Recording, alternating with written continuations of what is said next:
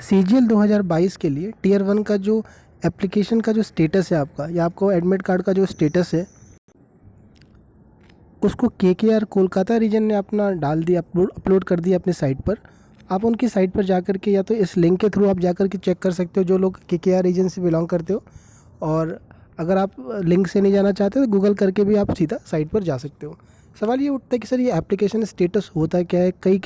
ढेर सारे कैंडिडेट है जो पहली बार अपीयर होंगे। आपका टियर 1 में अपीयरिंग की संख्या ज़्यादा होती है आपकी।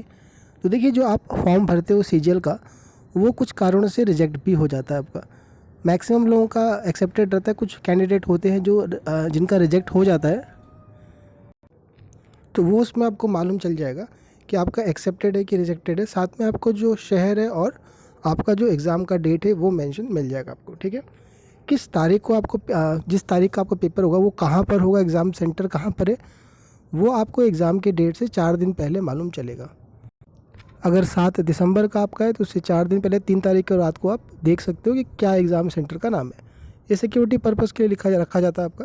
तो ये आपका है, जो लोग नए कैंडिडेट हो आप ये चीज़ जान लो। ठीक है, बात करते हैं कि देखना कैसे है। साइट ऐसे खुलेगा, या तो अगर आपको रजिस्ट्रेशन नंबर याद है, डेट ऑफ बर्थ तो आपको याद ही रहता है, तो वहाँ से आप देख सकते हो। वरना आपके पास जो फैमिली डिटेल्स है आपकी, आपका नाम, फादर का नाम और डेट ऑफ बर्थ, उससे भी आप सर्च कर सकते हो। ठीक है, बाकी रीजन में अगर हम बात करें तो सबसे ज़्यादा भीड़ आपका सीआर रीजन और एनआर रीजन में सबसे ज़्यादा कैंडिडेट होते हैं। देखिए, ये रीजन हर साल देखा जाता है कि जो स्टेटस आता है आपका एप्लीकेशन वाला, वो हमेशा लेट देता है आपका।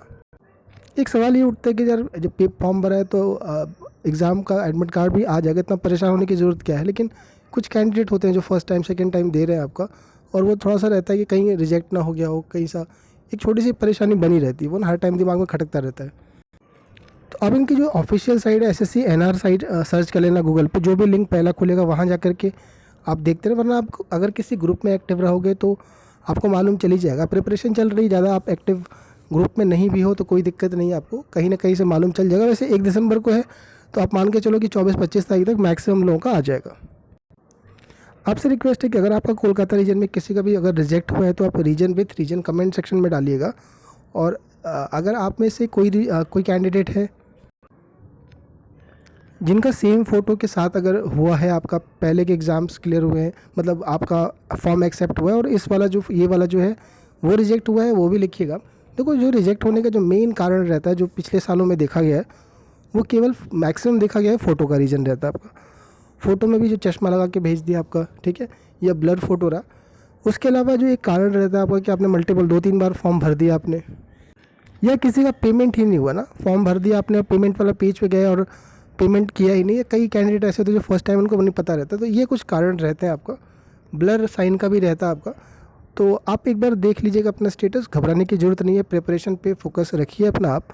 और देखो, जिन लोगों का रिजेक्ट हो जाता है, देखा गया है लास्ट ईयर में, क्योंकि अब आपका जो वो है एग्ज़ाम सेंटर शेड्यूल हो गया है।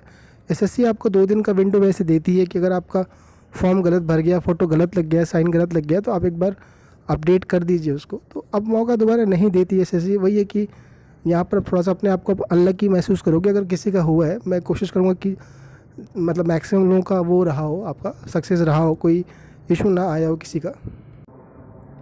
बाकी ज़्यादा अगर नहीं होता तो उदास होने की या किसी को परेशान होने की ज़रूरत नहीं है।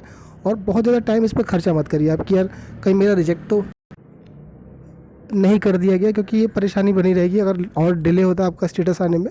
तो क्लोज़ है एग्ज़ाम आपका, बहुत कम दिन बचे, तो आप रिवीजन पे फोकस नहीं कर पाओगे। तैयारी पे फोकस रखिए। वैकेंसी ठीक है, जो लोग बेरोजगार हो एकदम मान के चलो कि आपकी नौकरी इस बार पक्की है।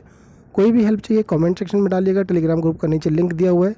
कुछ रीज़न से मैं भी एक्टिव नहीं था, कुछ फैमिली कंडीशन थी, मेडिकल का कुछ इशू था, लेकिन अब आपको रेगुलर वीडियोस मिलते रहेंगे।